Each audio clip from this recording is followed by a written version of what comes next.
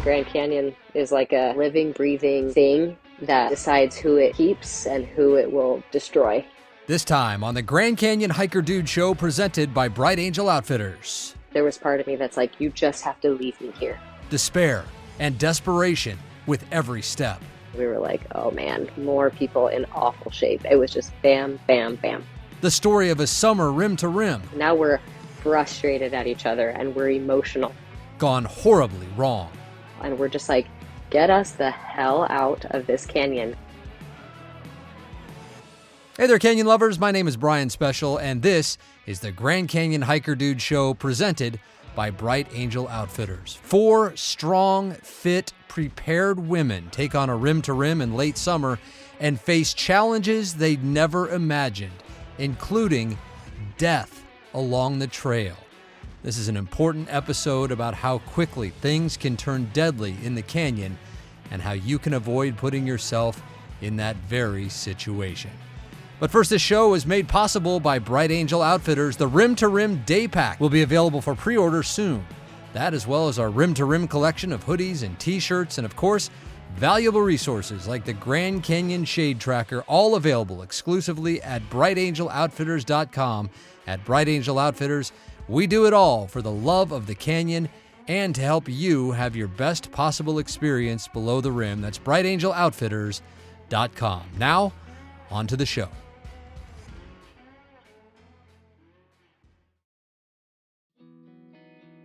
Lauren Hargrove had kids when she was young and stayed home to raise them. But as they got older, Lauren knew she wanted a career of her own. And today, she has a job that she dreamed about as a kid, and one her 12 and 14-year-olds have to think is pretty darn cool. Lauren, all 5'3", 115 pounds of her, is a firefighter for the city of Chandler, Arizona. I was 31 when I got hired, so I was older. I was definitely older than most when they start that career, and I was the only female in my academy. I've been on the job now just over 5 years, and I currently drive the fire truck. So I've promoted from firefighter to engineer, and yeah, I kind of just went for it, and that's what I do now. So it is funny. Like when I tell people that's what I do, they just kind of look at me like, really? So it's a shocker to people, but it's a really neat job. You get to drive the fire truck. I mean, talk about a childhood dream, not just being a firefighter, but you get to drive the thing, huh? Yeah, it's actually really fun. I've heard from many people it's the best job in the fire department, and I would agree. I like it a lot. Not surprisingly, a fire department in the suburbs of Phoenix deals with plenty of heat-related calls. It's often that hikers will just naively think, I can take my dog and go for this 1.5 mile hike, and it just doesn't cease to amaze me that people still have that level of naivety living here in July, So it's often that we have those heat emergencies. Well, little did Lauren know on those calls last summer that she would soon be putting herself on the brink of her own heat emergency, as she painstakingly planned a September rim to rim with 3 girlfriends, and then set out on what was supposed to be the hike of a lifetime. All of them were bodybuilders except for me. So they are not strangers to exercising in the gym, eating properly, like just the whole setup around nutrition and exercise. Like they're fabulous. They're all in their 40s. I was the youngest of the group. I think the oldest of us was like 46, 47. And then we had like a 42 and like a 39, I think. And then me, who at the time was 36. So we are very healthy people. We are always walking. We're training. We had been talking about this for, I think, a year. I think we planned it the year prior. Like, let's go to the Grand Canyon next year. We'll figure out a month and like a specific date later.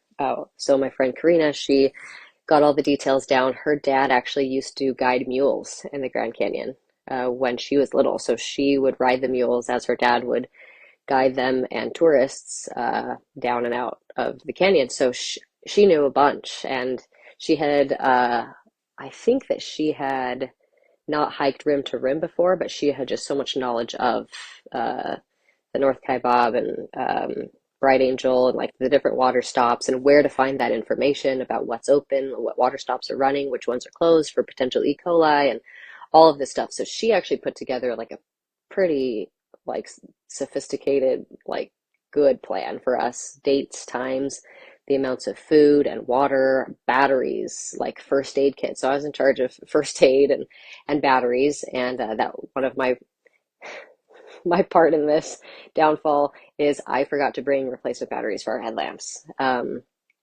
And so that turned out to be a problem later. But our plan was originally we wanted to start at the North Kaibab and then end at Bright Angel, but that wasn't a possibility because all the rooms were booked up. So we actually had nowhere to stay. So we ended up having to reverse it. We started at Bright Angel and we're going to finish at North Kaibab, which apparently is not. When you take a sample size, people will say like that's not the best way. So we originally wanted to do it the best way, but we had kind of solidified everything a little too late. So we were going to check our luggage in early. I think they opened at like 4:30 at Bright Angel. So we had everything ready to go. We had gotten like an Uber or a shuttle to take us over there. Um, did everything right. I mean, we filled out the tags, we gave them to the employee, we used the restroom and had all of our stuff, double checked everything, and we're like, okay, we're ready to go. So, And so I your mean, bags triple were going to check. go around to they were going to go around to the North Rim. They were going to be shuttled over. Yep, yeah, they were Got it. going to be shuttled over. We even like double checked, okay, this is where these are going to go, right? And the employee's like, yes, absolutely. So we had nothing to worry about. We had packed our food, just run over things together, how many liters do you have in your bladder? How much salty food, like what kind of snacks are you guys bringing? Do you want to bring anything to share? So we were all pretty squared away. We did a lot of research, like has anyone been to the Grand Canyon? What would you do again? What would you not do again? Um, so we started at 4:30 and we started the descent, and it was beautiful. It was nice. It was dark. It stayed dark for a while. And because it was dark for a while, our headlamps, a lot of the battery was used on the front end of that hike. And we had planned on being able to take the 6:30 shuttle on the other end. And I'd never done this before. So I was kind of just keeping tabs. I have a Garmin. I was kind of just keeping tabs on my watch and watching our pace. And But the plan was to take your time and just kind of enjoy the whole experience. And you figured you start at 4:30, you would have 14 hours to make your shuttle. So that was the plan. yep, that was the plan. I don't know how much we thought we would just like mosey and enjoy it. But I realized um, what were we at? I think I realized at mile 2 that we weren't making the time that it was going to take. So I remember ruffling a few feathers when I said, hold up, hold up. And I looked at my watch and I was like, the math isn't mathing. We're not going to make this shuttle. And my friend Karina said, what are you talking about? And so we kind of stopped and we all kind of did our thing. They have Apple Watches and they were like doing the math. And she's like, well, no, I think it's like right on. I'm like, well, we're going to have to hurry up then because we can't just be right on. Like at this point, there leaves no room for error. Like we're barely gonna make it if we make it. And she's like, no, no, we'll be good, we'll be good.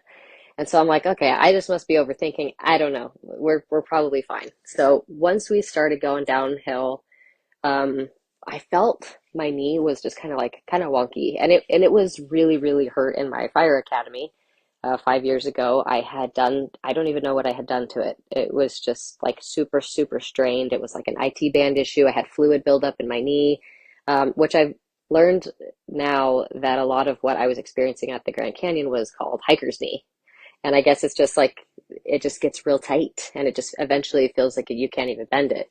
So at about mile 5, I started feeling that. And I was like, gosh, it doesn't feel right. It feels like something like hot and sharp deep in my knee, and it is reminiscent of the injury I had in my fire academy. That's no bueno.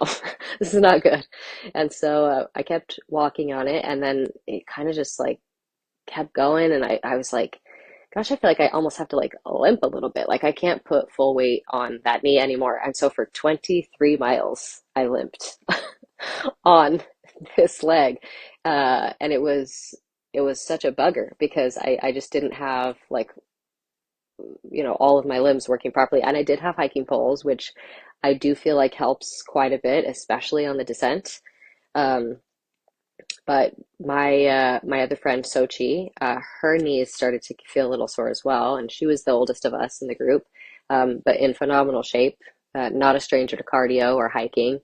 And and then my other friend Renee, she was having a little bit of issues with like her heart was it was just pacing pretty quick, and she was feeling like kind of dizzy every now and then. It was like, gosh, I don't know, I feel like my heart rate won't come down, and so it was shooting up in like pretty dangerously high levels. I think it was like the 160s for a good chunk of the hike. And so at, towards the end, it was just getting really dangerous. But at the beginning, we were all making sure we stopped for every, outhouse and every uh, water station. And we knew, according to the signs, that, eat eat when you don't feel like eating, make sure you're not waiting to take a sip of water.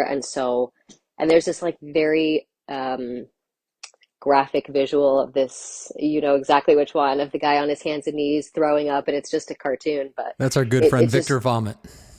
Victor Von. Okay, yeah. So Victor really, sets the scene for like how sick you can be if you're not making sure that you eat. And of course, you're not hungry when you're exerting that much energy. So we would make sure we'd stop and eat apples and oranges, and we would eat salty foods that were, higher calorie. We had protein bars, we had pickles, we had things with electrolytes, and we really balanced. I think we had tuna cans, and so we had protein, we had salt, we had carbohydrates, we had sugars and fruits, and we had our water, and we had electrolyte pouches that I would just dump straight into my bladder. And I'd fill up at every water station, even if I didn't need to, or if there was still plenty left. But I was also making sure that I was drinking quite a bit of water, trying not to overdo it either. It's such a tricky balance. Like you can get sick from too much salt, but then you can have too little salt and then pass out. And you can overhydrate and you can underhydrate. So there's like really this balance, and you can't listen to your body because your body is not telling you accurate things when you're in there, because you're either delirious and overheated, or you're just kind of like taking it all in, and you're like obliviously walking, and then it just will hit you. You're thirsty, or you're tired, or you're hungry, and people pass out and people don't feel well. So we were trying to like keep tabs and kind of override the natural inklings that you would get in your body to like eat something or drink something. You just kind of had to like stay on a schedule with it. Like, I'm not hungry, I'm not thirsty, but I'm gonna eat and I'm gonna drink and I'm gonna use the restroom, and I'm just gonna like stay on this rotating schedule. How are you feeling when you finally get to like the River Rest House and you see the Colorado for the first time? It's like that's got to be a little bit of an adrenaline rush. But how were you guys feeling at that point when you finally got to the bottom?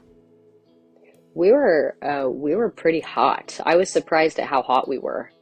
I was thinking like, gosh, this doesn't seem like it should be this toasty, but it was very cool. It was distracting for sure to see the river and water and just people like in their big rafts, and it felt a little more comforting knowing like, okay, there's a lot of people around and there is water, and um, I don't know, it just wasn't like there was no real imminent danger yet at that point. It was just kind of like we had seen a mountain goat, and we had just kind of noticed how different all the terrain was. It was like we were in different states as we were walking through. Like, this is such different turf. Like, the sand is different, the rocks are different, the color of the mountain's different, like the temperatures are different. So it's like you travel through different states and countries all in one canyon trip. So we liked that. We thought that was really cool. But I remember thinking like, we're pretty tired. Like, we're pretty overheated, and we're still chipper. We're in good spirits, and we're happy to be here. But we were feeling kind of worn down, and it wasn't really that far into the hike. And my knee was really killing me at this point. So we ended up finding a nurse's station over at Phantom Ranch, hoping maybe I could like get some KT tape or some ice, like even for a false sense of of like feeling better, almost like when you stick a band-aid on something, it's not going to heal anything, but it's just going to like make you feel a little bit better. And there was no ranger there, and there was no like first aid supplies that I could access, and so I just kind of dealt with it. We ate our lunch, and that felt really nice to sit down. It was really crowded. There was not really a lot of places to sit, but they did have water that we You could guys fill ate our at packs with. Phantom Ranch on the picnic tables out front? Yeah, we had all of our food packed from home. We didn't buy anything, but I thought it was cool that they sold like lemonade and snacks and stuff like that. It made me feel like I wasn't in this like desolate place because it was like a snack bar, you know. But we finished there, made sure we hit the bathrooms at Phantom Ranch, then we kept walking. But I remember thinking like, man, I think I'm like doing the worst of the four of us, and I am embarrassed that I'm doing the worst because I feel like in my everyday life, I do something like this the most. So I'm not really sure why I'm feeling so overwhelmed and like hot and tired. And I just remember kind of like almost like dragging my feet. In hindsight, looking back on it, as experienced as you are, and as in tune with your body as you are, and being in the condition you are, do you look back on that when you were sitting at Phantom and, you know, wondering why you weren't feeling so good? Do you think that maybe the downhill took more out of you than you thought it would? Oh, absolutely. I think the downhill was by far the hardest part of the entire thing. Like, I think, well, obviously the heat in the box with no shade was probably the hardest. But yeah, I think people just you can't really plan for how hard the descent is. And even if it seems like it's not hard, it's like later on you'll feel it. You'll feel the pressure that you put on your feet and your ankles that shoot up your shins if you get shin splints or knee aches. You just don't realize how much that's doing to you until you stop or until you start to pay attention to like your body once you're walking flat again and going up. Because the uphill eventually felt really nice on my legs because the whole first third was just going down. So yeah, the descent I would say is probably the biggest stress on people's bodies physically. And I feel like no one really mentions that. Like no one really stresses that enough. Yeah, and it's hard to prepare for something like that. Okay, so you guys have reassessed the situation. You're at Phantom Ranch. Where are you at on time? And are you starting to feel the time crunch? Like you might have to rush a little bit more than you want to? And more importantly than that, how is everybody in the group feeling? And did you know what you were about to be in for? Because you were about to, whether you knew it or not, hit the most dangerous part of this entire hike. Yeah, we were so naive to how bad this was about to be. And I just remember feeling tired, um, and wanting to kind of just like rest a little bit more maybe, but also, yeah, I knew like we're not making the best time and we were walking at a good pace. I mean, we are not slow pokes. We like I said, we're all very in shape. We're go-getters in our everyday life. We always move at a fast pace. All of us are very similar. But there was just something that was telling us like, gosh, something's not right.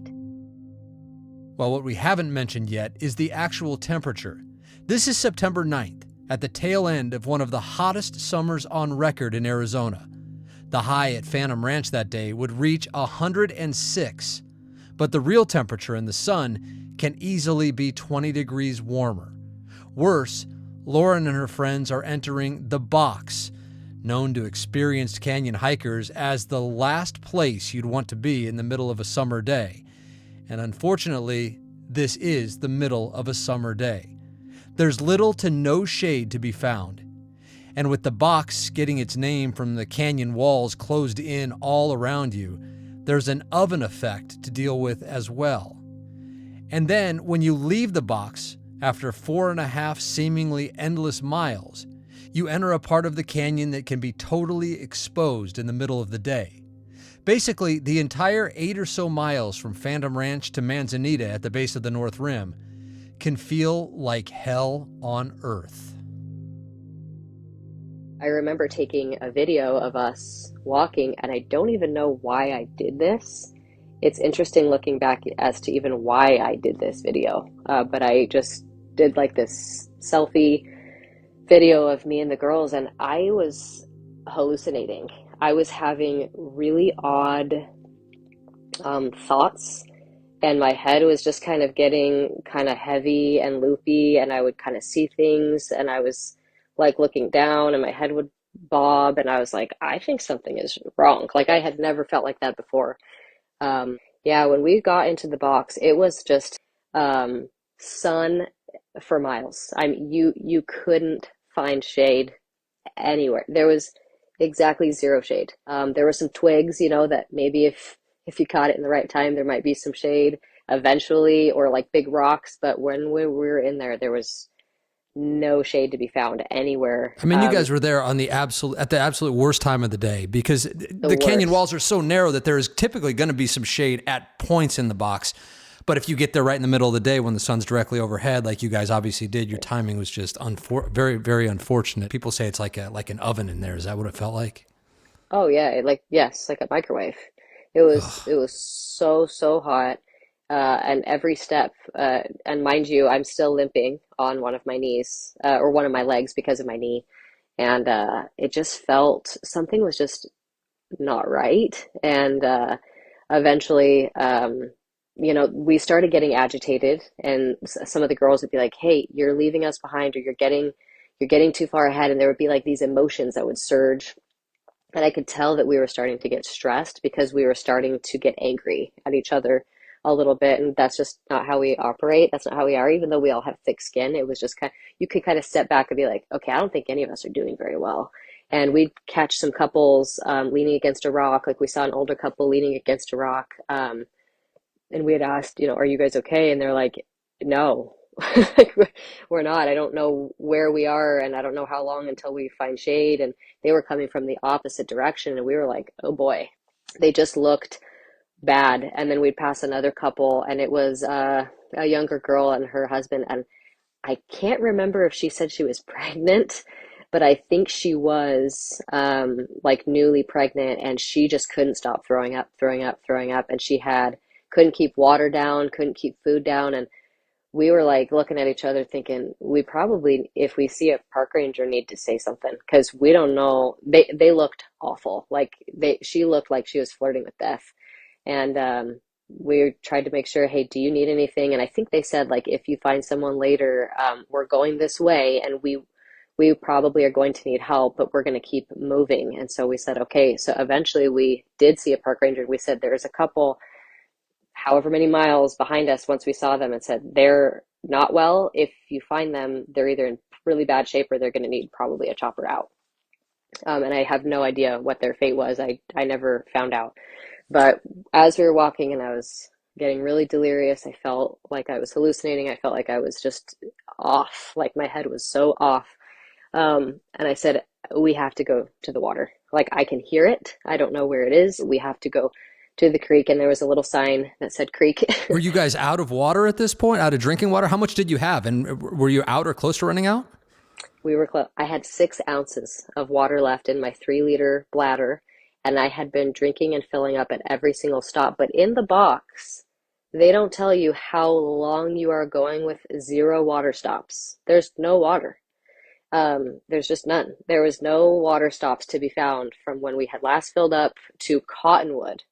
So we went a long, long, long time in the hottest, longest part of the hike, running on. I mean, I was like taking sips, and then I would stop. And every time I sipped, it was like roulette. I thought I was going to suck up bubbles, like that air at the bottom, and just be like, oh my, I'm completely out of water.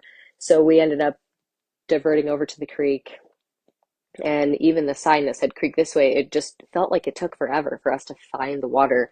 We finally found it, and we just buried ourselves in it. And there were bees everywhere, like just bees everywhere. And at that point, it's like, I don't even care. Just take me. I'm feeling awful. And we were just sitting in there with our clothes. We just soaked our shirts and threw them on our head. And we had our big brimmed hats, and we had our sunscreen. We had everything that we needed. We had our water filtration systems, and we were filtering water and pouring it into our bladders, making sure everything was good.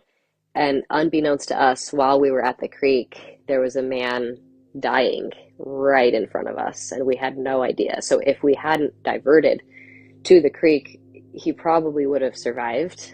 But we were just in such horrible shape, and we had just kept seeing person after person in horrible shape. Why do you say he probably would have survived? So the person that found him, I think he had told us, because we actually eventually caught up to the person that had found him, said that he wasn't feeling well, and I guess he passed out and he had cardiac arrest, but the bystander had no idea how to do CPR. Oh. And that's what I do for work. And so I felt this guilt, almost like survivor guilt, because I have never quite felt that feeling in the box when I was getting really delirious. There was a part of me, very primal survival part of me that said, you might not go home. Like, and I don't think I've ever had that impression come to me before from my own body. Like this could be it for you, just FYI. So we were down at the creek getting wet, and this catches up to us and bites us in the butt later that we had gotten wet because we didn't actually dry off super great. Our clothes stayed pretty wet, which is odd for how hot it was in the canyon. You would have thought we would have dried off a lot faster, but a lot of us or we had water that we would dip our shirts in and we'd tie it around our waist so they stayed kind of like moist because they were folded up and tied. Um, but we got out of there, we started walking, and we could hear a chopper around us somewhere. And we were like, gosh, that's kind of weird. So we paused.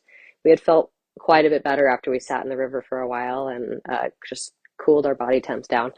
We saw the chopper, and then it kind of took off, and we were like, oh, all right, well, I guess we'll keep walking. We started walking, and this ranger came running down and was like, stop, stop, stop, stop, stop. And we were the only people around.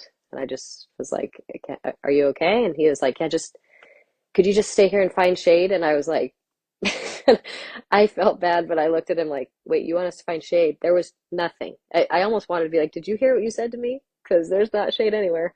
And he's just like, yeah, just find some shade. He said it 2 or 3 times. And I'm like, is he not aware of what he's telling us? Because we're looking around like there isn't any shade. There's none anywhere. And so we were just kind of standing there in the heat. And then I like kind of creeped around and looked, and I just started walking towards him. And there was just a big man. I think he was probably around 6'2", dead on the side of the trail. And they were just flipping a sheet to try and cover him up. And another park ranger had been dropped off by a chopper down the way and came up with this bucket of ice. And then they were like, hey, would you guys like some ice? We have extra. And I think his container had like a first aid symbol on it or something. And we were kind of like, oh, this is ice that was for him, but it's too late. He has already passed away. So we were like, okay. So we put some in our hats, and we didn't tell them that we knew what was going on, but we knew like there's a dead body right in front of us. So eventually he said, okay, you can come through. And as we walked by, just this giant man in this sheet. And I think his shoes might have been a little bit poking out the bottom. And I was like, ooh, oh, wow. Like this was so recent. Like we're passing this man's body and he just passed away. I mean, even in the line of work that you're in, that can never be an easy thing to see. And I'm imagine it especially shocking for the friends that you were with. Yeah, yeah, and I actually checked on them and I just made sure, are you guys okay? Like this is stuff that I see often. I'm not new to the dead and dying situation, but for them it was very jarring. And in fact, they actually told me it took a few days after we came home for it to catch up to them. Like just remembering his body there and the chopper and just all of the things surrounding that situation. So we kept walking and kind of just internally silently paid our respects. And as we kept going, maybe 15, 20 minutes later, we see a pretty big guy with a girl on his back carrying her. And she wasn't small. And they were with 2 other hikers. And we were like, oh man, more people in awful shape. It was just bam, bam, bam. One couple, second couple, the man who passed away, us, and now this girl on his back. And so we're like, hey, are you guys okay? Do you guys need anything? And can we help give her a piggyback ride? What can we do? And he was like, yeah, I think it was his girlfriend or his wife. And he said, just, she can't stand. She can't stand up. But I can't keep holding her. I can't carry her anymore. And so we were like, okay, so put her down. So I held her on one arm and then he held her other arm. And we were all in bad shape, but we were trying to help each other limp along to Cottonwood, which felt like a while till we could get there, but we all eventually got there. And we filled up our packs and we sat and we ate and we just really took our time. And then we were kind of picking up on what was going on, and we saw all these different rangers, and a chopper came in again and actually landed right by, I think it was an actual helipad in Cottonwood. Um, And we realized that what we had just arrived on scene of was park rangers coming to pick up that dead man's family to take them out of the canyon and to tell him he passed away. Because what had happened that we were told was he got behind. The man who passed away had gotten behind, and I think he was with like a cousin or a brother, and they were from another country and they didn't speak like any English. And so I think that they had just gone ahead, and I think that the man who passed away was like, "Oh, I'll catch up" or something, and he never did, and he never made it. And so I think they thought they lost him, and so no one had told him that he had died. They were taking the family out to then break the news that he had passed away and that his body was on the trail. Um, so it was, Sounds like the worst day in the canyon ever. oh yeah, it was not great. We had just this naive plan coming. Well, we weren't naive. We planned, but we Yeah. just thought, people do this all the time, and uh, it's not a problem. People in worse shape than us that are older or less experienced hikers, they do this all the time. Surely we're going to be okay. And yeah, so we kind of took our time there in Cottonwood, and then we continued. You guys are in Cottonwood. It's been a hellacious journey since Phantom Ranch. Did you know at that point when you got to Cottonwood that you were essentially only halfway from Phantom Ranch to the North Rim? Did you know that was basically the halfway point, or did you think you were closer? And what kind of condition were you guys all in at this point? Yeah, we were not doing great. We were still limping along from when we diverted off to the creek, and we're just like so overheated and overworked. But the creek had helped. The creek had helped.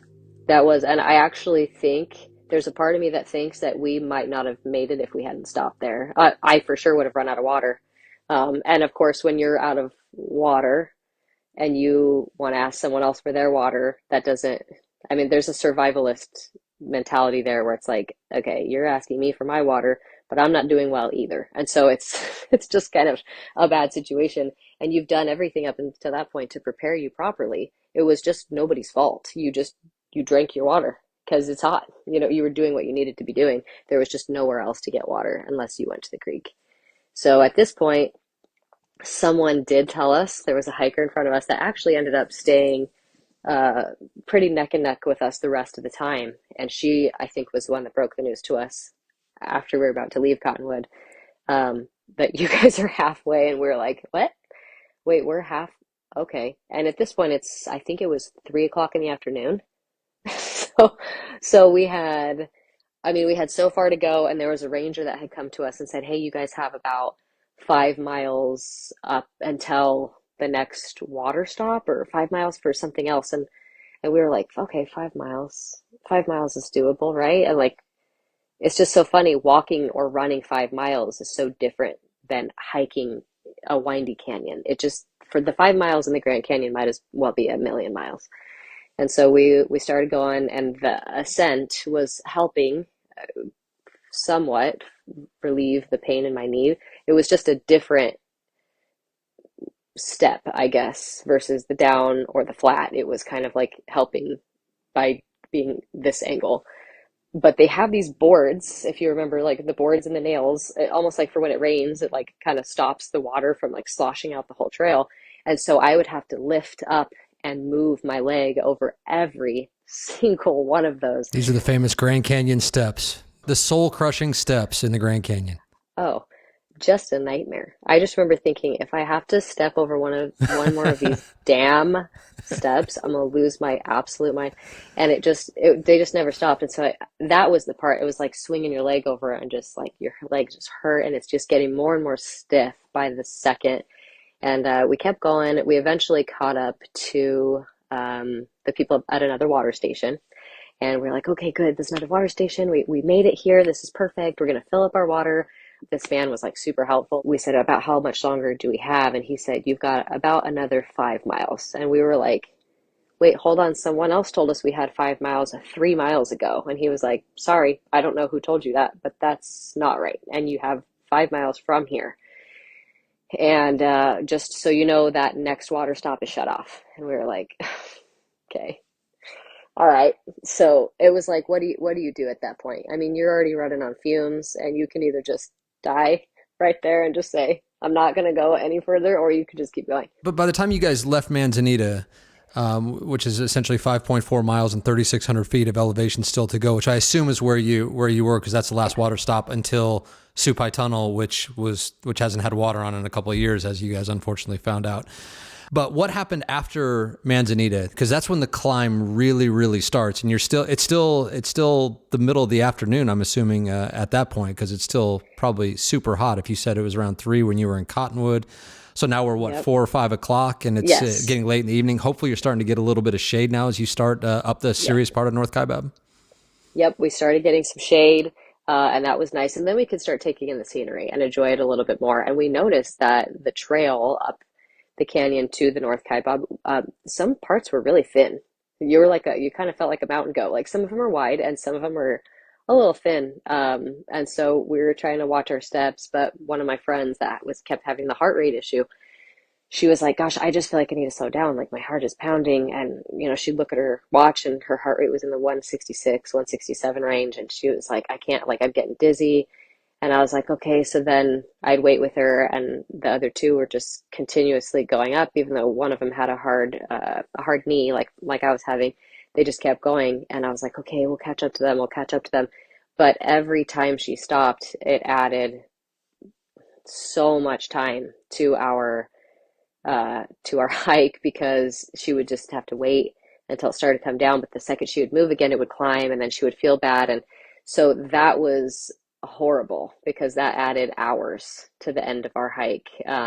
And no fault of her own. It's just her heart rate couldn't come down, and it was causing her to be dizzy. So she didn't want to get dizzy and then fall, hundreds of feet, which apparently happens often in the canyon too. People will fall off the trail and the higher parts of the canyon, and then there's nowhere to go but down. And so we would pause, and then the other two would just get further and further and further ahead, and it started to get really dark, and we could just see the light, and every now and then the light would stop, like they'd wait for us, but then it would keep moving, and we're like, dang, I don't know if we're ever going to catch up to them.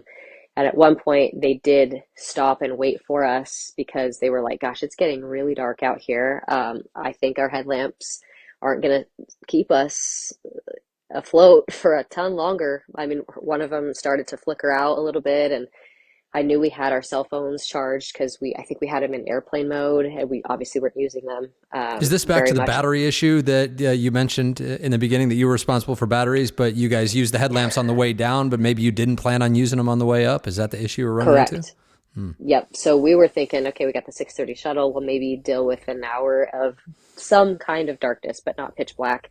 And my fault entirely for forgetting the batteries. I don't remember being assigned the batteries, and so that was my issue. My friends were like, "Hey, did you bring the batteries?" And I was like, "What batteries?" And they all were like, "Oh my gosh!" And I was like, What are you talking about?" And they're like, "She forgot the batteries." And I was like, "Did you guys assign me the batteries?" And then it hit me. I'm like, "Oh, you did assign me the batteries." Oh my gosh, because at this point, this is like life saving. We needed light, and the hikers were getting, we didn't have a lot of hikers out there, and the distance between us was pretty great. And I was actually kind of shocked to see how many people were hiking it alone. So every now and then we'd see like a single hiker pass us, but I guess if we got desperate, we could say like, hey, can we keep up with you and your light? But some of the people were really hauling butt, they were walking fast, and some people were going really slow. So we just tried to band together, stick together. And I don't know if this is too much information, but two of us had started our menstrual cycles, which we had planned for, but it was also another Oh my element gosh. of this where we were like, okay, maybe I need to stop. So then one of us was like, hey, we need to like, can we just like pull over for a second? I might need to like change out some things, and like I just need to address this, and I think I'm getting hungry, but I'm not really sure. So now like hormones imbalances are mixing with like potential hypothermia and heat exhaustion from earlier, and like everything in our bodies are just kind of feeling wonky. Well, hypothermia now, is it getting cold now as it gets dark? So now it's starting to I get mean, cold. come on, right? So yeah, which is so strange. The temperature just swung so much, because it wasn't even that cold at 4:30 in the morning, but suddenly around 7 p.m. it was getting really chilly, so dark. And I wish I could have enjoyed it more, because it was so beautiful. There's zero light pollution. It's just you and the canyon and the stars, and it's so peaceful. We would see these giant spiders. We saw tons of scorpions. It just felt like you would see eyes in the trees, like birds and different things. And it just started to get really creepy, and like just the noises and the cold, and it was just like, where are we? How much longer do we have? I can see the sky. We're getting closer to the top. I can tell. My body is telling me we're close, but we just were not close. Every switchback felt eternal. So eternal. And we felt like we were making almost no headway. At one point we went the wrong way. There was, which you're wondering, how in the world do you go the wrong way? There was a turnoff to where they park the mules in a certain part, and we just, for whatever reason, followed that, and then we hit a dead end and like a fence and a wall, and we were like, this doesn't make sense. There's nowhere else to go, and we realized we had just taken this slight turn, and it took us all the way down, and so we needed to go all the way back and Oh man. back onto the trail. And at this point, we're probably thinking we're all just idiots. Like, we thought we were smart when we started, and now we're questioning everything. So we keep going, and now we're just agitated. Some of us are angry, some of us are tired, and it's just like, now we're frustrated. You're not keeping up. You have to keep moving. You have to stop stopping. You have to stop eating little snacks every 2 minutes because you're making us stay out here way too long. So now we're frustrated at each other, and we're emotional, and we're just like, get us the hell out of this canyon. And that was all we were thinking, was get out of the canyon. We had no cell service. Obviously, we had nothing. So thankfully, we had food. We had an external battery for our phones if we needed it. But now we're shivering. And the only one of us who wasn't injured was the one of us who is super susceptible to hyperthermia and gets really sick when she gets too cold. So we have two injurees, a high heart rate that won't come down, and now someone who's just shivering to death. We have no warm clothes because everything on us is still wet from earlier.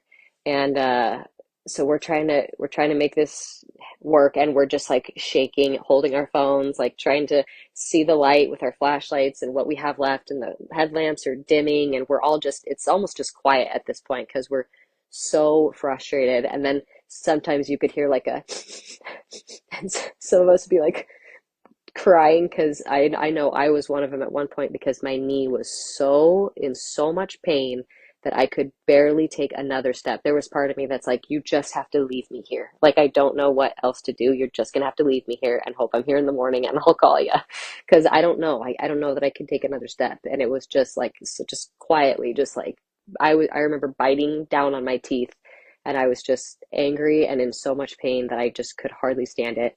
And we just kept going.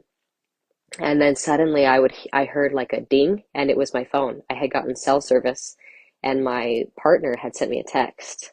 And I was so shocked. I was like, okay, we're close then. Like, we've got to be close. And so I scrambled to my phone and I just said, hey, like, I can't tell you anything else other than, if you don't hear from me in the next like 30 minutes, you need to call 911, because we are not we are not hanging on. Like, we are not able to hardly take any more steps. We're cold. We are like delirious. Like, something is very, very, very wrong. Like, none of us are able to even function anymore. Like, we're at the bitter end of this, and we are not well. And he just was like, okay, all right. So I said, I can't text you. I think I'm going to save my battery. So I put my phone away, and we just kept going. And eventually we saw the sign, the exit, and we made it out, and we just all, I mean, just stood there in shock. Like, two of them started crying, and I was just standing there like, we were so cold. We could hardly even like hold our phones. We were so cold. We pulled up the lodge, and it said 16 miles. And we were like, okay, hold on. And so then they just all broke down crying, and I'm like, nope, hold on. This is not like, hold on. And so, by the grace of whoever is looking out for us, somebody came, this young, like 17-year-old girl who was doing some like co-op thing through school, and like traveled here from like Kentucky, and was working for the Grand Canyon for the summer, had come over and said, hey, are you guys doing okay? And it was let's see, I wrote it down here. I think it was 9:49 p.m. We looked up the lodge, it closed at 10. So we had 11 minutes before the lodge was closed, and no one was going to answer the phone. So we called them, And they were like, "Oh, yeah, we've been waiting for you guys. We see that you're on the reservation list, but we just haven't heard from you yet." And we said, "Okay, we're stranded. We thought that you guys were a 2 mile walk from here. I don't know how it happened. I think the names of the lodges were similar." Yeah. And so he said, "Hey, don't worry about it. I'll come get you. But it's a like a Oh, wow. 26-minute drive to you." And we were like, "Oh my gosh, okay, we'll do it." Like, absolutely. So the nicest people, I mean, he saved our bacon. He and his wife, they own the lodge up there at North Kaibab, his Kaibab Lodge, I think it Kaibab was called. Lodge, yeah. And Yeah, you guys thought you were at Grand Canyon Lodge, which is the one that is actually on the North Rim and 2 miles away. that's the one. Yeah, that's exactly what Ouch. happened. Not the So first they, time I've heard this story. oh yeah, I imagine because the exit is just right off the road. There's nothing else there. And it was dark, so maybe there's stuff there and I just couldn't see it because it's pitch black. But he eventually came and he was the sweetest guy. He brought us all sandwiches, and Oh, wow. yeah, and it was the nicest thing ever. And that girl had given us a blanket, and so we kind of sat underneath that, and we got in the van, and he broke the news to us that we never got your luggage. And so we were like, "Okay, you didn't get our luggage?" And he's like, "I'm really sorry. I've been watching all day and we have not received any of your luggage. I mean, we can check one more time when we get back."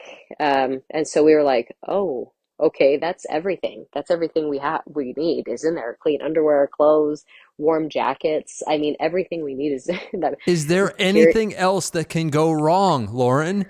Oh no, we kept thinking that all day. And My so, I mean, gosh.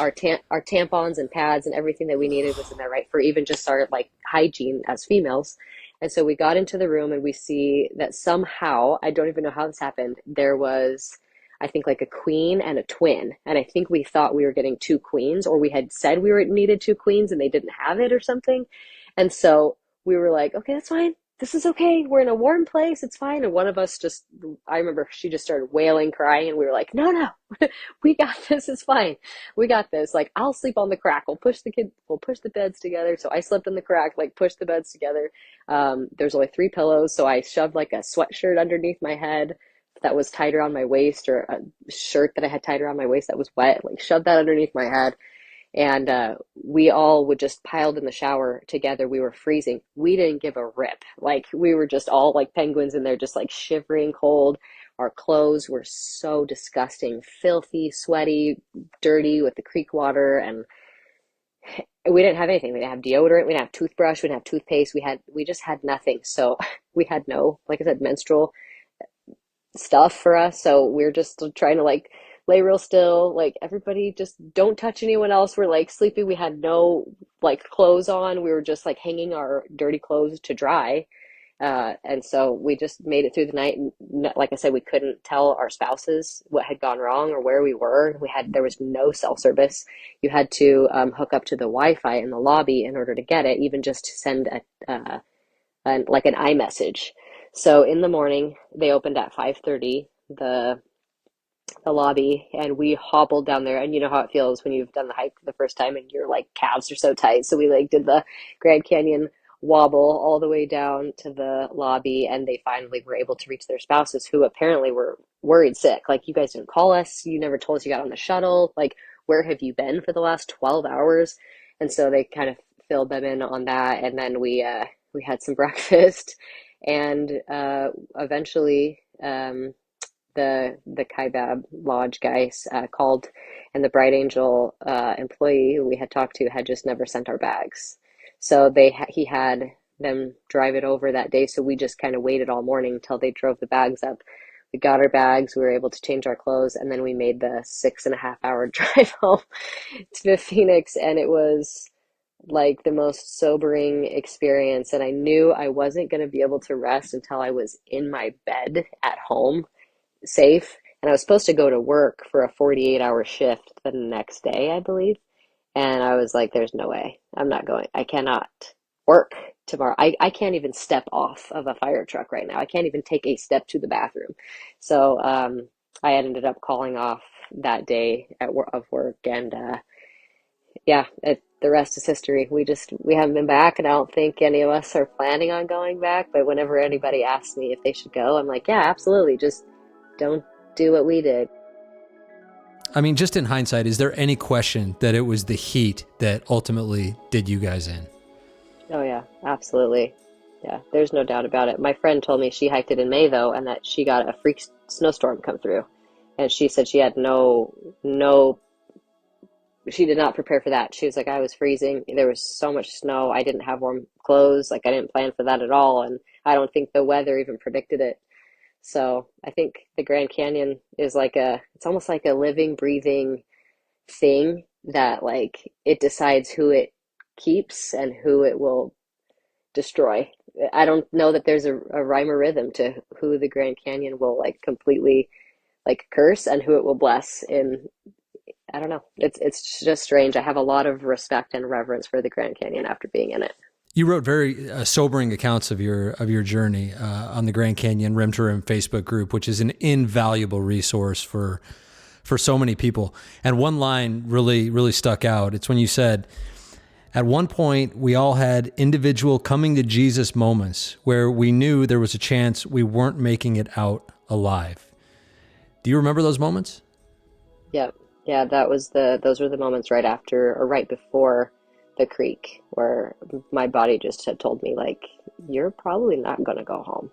And I remember thinking when I sent my kids, actually, this is super interesting. I sent my kids, my partner and his kids, and my parents all a postcard from Phantom Ranch. And I remember when I wrote them the night before we started, knowing that I was going to mail them at Phantom Ranch, I remember when I wrote those thinking this could be the last thing anyone ever hears from me in my own writing. And I had no reason to think that because I had never even started the hike yet. So it's super creepy looking back, thinking that it's like my body knew that there was some impending doom. And then it was just that like reminder when I was diverting to the creek with six ounces of water left and 100 and whatever degrees in the box. It was almost like someone just came up and whispered to me, like, you're not going home. Like, there's a very big chance that you're not going home. And then we saw the dead body, and it was like, okay, this isn't just a thought. This isn't just a damning thought. This is a very real possibility that we might not ever see our kids or our parents or our siblings or our partners ever again. So what is it that you would want people to learn from your experience? I have no idea what advice I would even give because I feel like we did everything that common sense and science would tell you to do, but you just don't know if the Grand Canyon is going to pick you to live or pick you to die or pick you to struggle or pick you to succeed. I don't know. I actually have no idea what advice to give other than just know that it could go very, very badly and plan for that worst case scenario because you don't really want to be carrying extra weight with jackets and things when you're like, why would I carry this? It's 120 in the box, but in 3 hours when it gets dark, you're going to be shaking cold. Like I don't even know what advice I would give. It's some stuff is just bad luck, I think, too. And I would do it at a much cooler time of the year. And I'd probably just make sure it wasn't, that time of the month when I'm more tired maybe, or my body's more depleted. I would probably plan around the calendar a little bit better. That is the harrowing tale of Lauren Hargrove. Man, so many takeaways there, but it all starts with the one box her group might not have paid as much attention to as they probably now know they should have. Time. Time of year and time of day. It's not hyperbole when it's said that hiking the canyon in the summer can be deadly. Hikers die every year, and heat-related issues are the number one cause by far. Staying out of the direct sun and hiking, either at night or at times when you know you'll have shade, give you the best chance of having a safe hike. I can tell you from personal experience, and as someone who lives in Arizona and regularly hikes in the heat, that there is no way, none, that I would consider being in the canyon in the middle of the day during the summer, no matter what. What I do on Rim2Rims in the warmer months is first check the Grand Canyon shade tracker to see how early in the afternoon or evening I can start so that I'm guaranteed shade when I get to the tough parts. For example, North to south, I'll see when there will be shade from Cottonwood to Phantom Ranch, and then I build my itinerary from there. So if I can see Cottonwood will be fully shaded by 4, I might start down North Kaibab at 2, so I know when I get to the hottest sections, I will have shade. The trade-off, of course, is that you'll do a lot of the hike in the dark. But, there's just really no good way to do it in summer. And if you do it like it's traditionally done by starting at 4 or 5 in the morning, that's what you always hear people doing. Well, you're going to get hit with direct sun and heat at some point if you do it like that. So the best time to do it in summer, well, it's not to do it in summer. But I get that it's the only time a lot of folks can actually do it. So it's just really unfortunate that prime Rim2Rim season is in the worst time of the year in the canyon. If you can swing it somehow late October to December 1st when they shut the North Rim gate for the season, that's by far the most opportune time to do it weather-wise. I do wish there were a better solution, but unfortunately, that is just the nature of the Grand Canyon. And thanks to Lauren for sharing a story that I just think is so important for folks to hear as they plan their hikes in the warmer months in the Grand Canyon. The Rim2Rim pack from Bright Angel Outfitters is inspired by my hundreds of miles below the rim. It's everything I ever wanted in a day pack for long canyon hikes. It'll be available for pre-order very soon, and it should be available to ship sometime in May.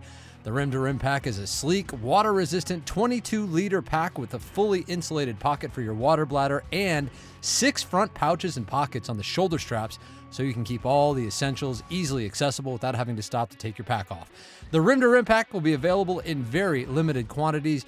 You will be able to pre-order soon at brightangeloutfitters.com. At Bright Angel Outfitters, we do it all for the love of the canyon. All right, that's it for now. My name is Brian Special, encouraging you, as always, to go hike the canyon. Take that first step, embrace the journey, and when you get there, whether it's for time goals or taking your time, just hike your own hike and marvel at one of the most spectacular experiences you'll likely ever have. And for the record, I do hope Lauren and her squad give it another go because, man, I just hate that they missed out on the magic of the canyon. So, Lauren, guys, give it another shot. I promise you're not going to be disappointed this time because you're going to know what to do and it's going to be a much better experience for you. All right, we'll see you next time on the Grand Canyon Hiker Dude Show presented by Bright Angel Outfitters.